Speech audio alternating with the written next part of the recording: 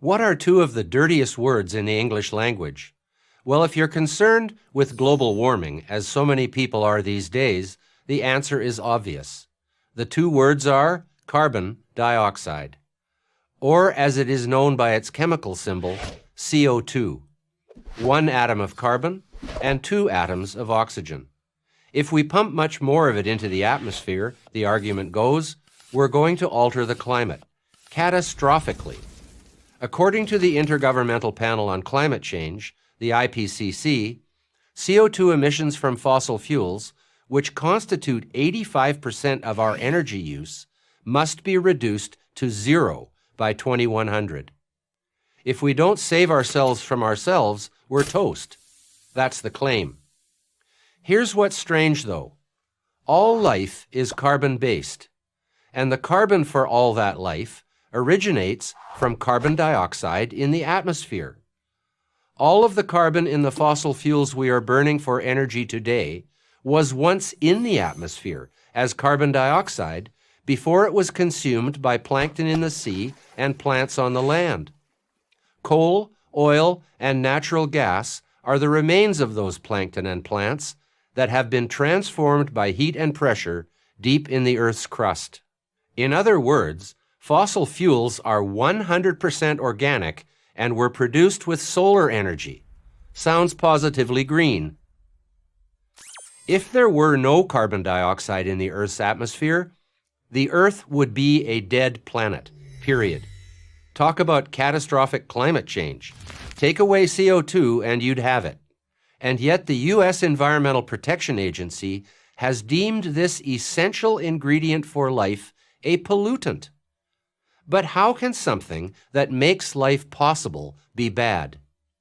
Before I deal with that question, let's get clear on our terms.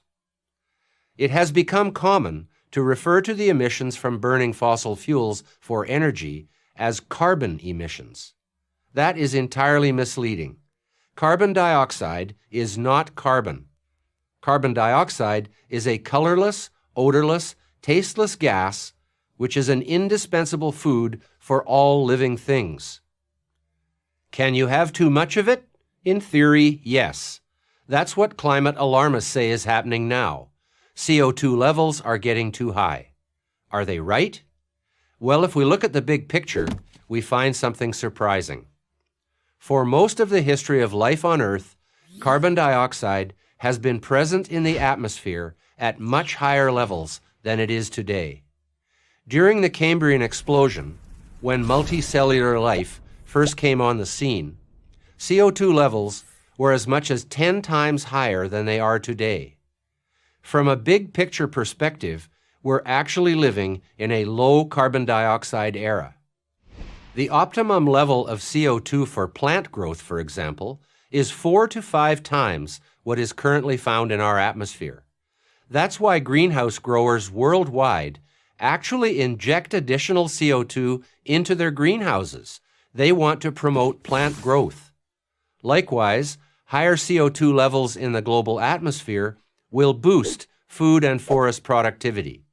That will come in handy, since by mid-century, we will have to feed 8 to 10 billion people. In fact, we're already seeing the positive effects of increased carbon dioxide now. Satellite measurements have noted the greening of the Earth as crops and forests grow due to our higher levels of CO2. It turns out that carbon dioxide are not dirty words after all. We should celebrate CO2 as the giver of life that it is. I'm Patrick Moore, co-founder of Greenpeace for Prager University.